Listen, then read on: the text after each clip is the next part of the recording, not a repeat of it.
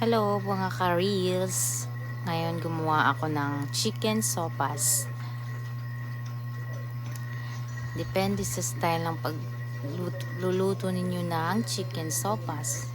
Pero ito yung aking style ng pagluluto. Una, inihanda ko na lahat ng mga ricado.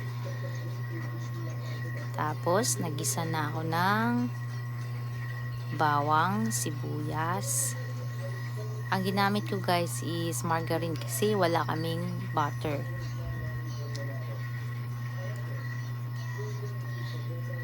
Tapos sinunod ko naman yung chicken. Yung iba pinakulo nila bago nila hinalo, pero sa akin direct ko na lang na igigisang ganyan. Tapos yung mga buto tatanggalin ko mamaya para papakain namin sa aming dog. Iluluto ko na lang sabay dyan.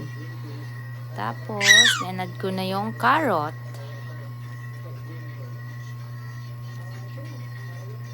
Paghalo-haluin lang. Tapos sinunod ko naman yung macaroni pasta.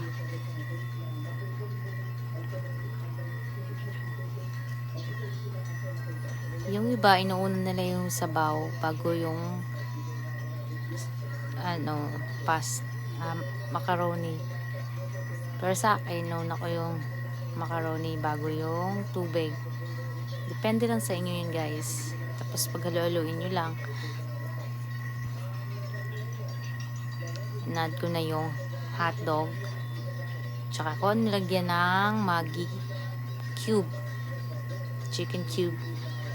Tapos inad ko na yung evaporated milk.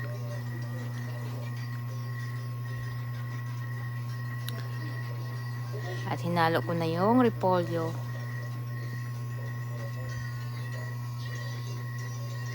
At yan. Paghalo-haluin lang hanggang sa maluto ng mga ilang minuto bago i-serve.